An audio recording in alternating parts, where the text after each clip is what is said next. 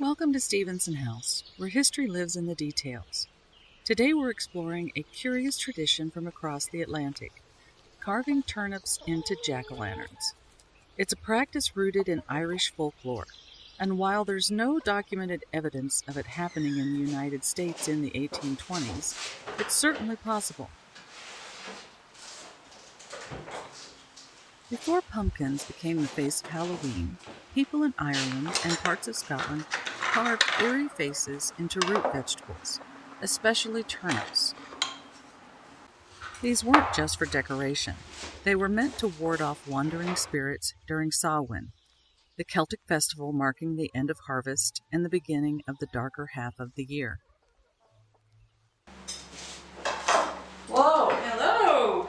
What are we doing? Can I help? Yes, I am making turnip lanterns. So I have one rutabaga left, and I have this one, so you can pick one if you want. We're just gonna hollow it out. What you want to do is you want to kind of catch it on an edge, so it's not gonna fall in. You want it as it starts to bow out a little bit. Does that make sense? Right. Okay, so we're gonna cut it off.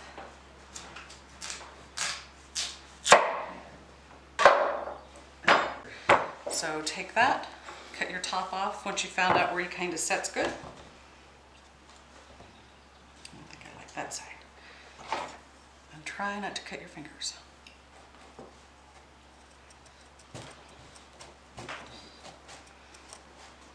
And the important part about this is not to cut the sides so thin that you can't, that it'll fall apart.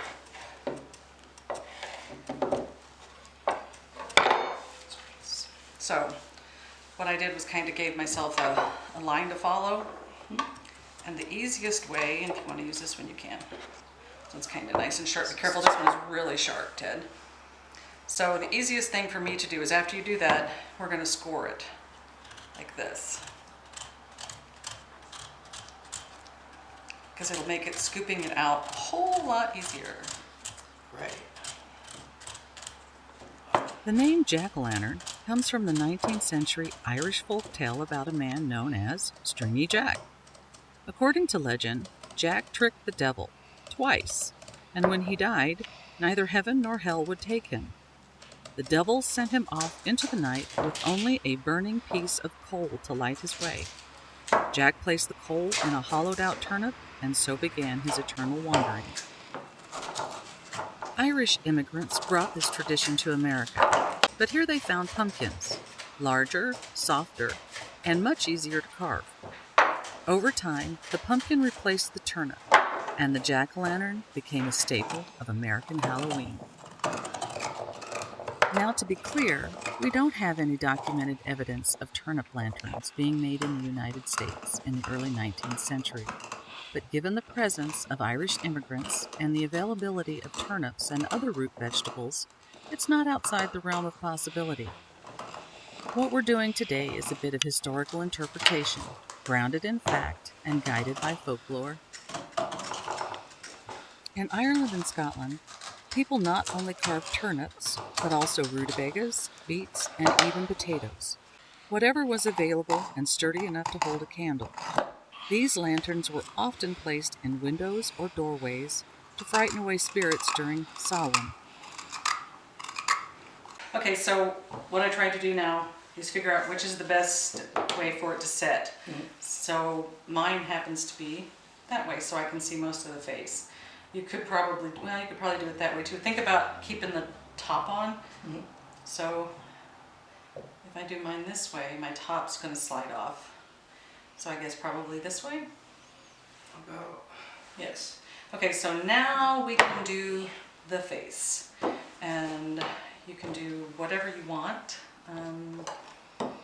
Again, be careful of... You could draw it on with a pencil if you wanted to be precise. The Oxford Dictionary cites 1837 as the earliest documented use of jack-o'-lantern to describe a carved vegetable lantern.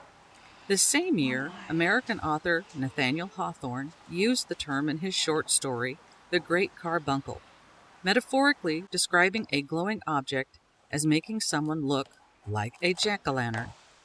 While not a direct reference to carved turnips or pumpkins, it suggests the term and its special associations were already familiar to American readers. Okay, grab those candles. I took the nubs out of the holders. And Do I need to? no, I think we can probably pop off those bottoms if they're pointy. Oh, this one's really flat. I'm gonna shave that bottom off a little bit. That's good. Okay. One scary turnip. Got a scary rutabaga. Fear your vegetables. Eat your greens, or they'll eat you. So whether you see Jack's lantern as a warning, a guide, or just a flickering bit of autumn magic, it's a reminder that stories travel, sometimes in the hollow of a humble root. Thanks for joining us at Stephenson House. If you enjoyed this glimpse into folklore and firelight, be sure to subscribe and share. And remember, history isn't just what's written down, it's what we choose to carry forward.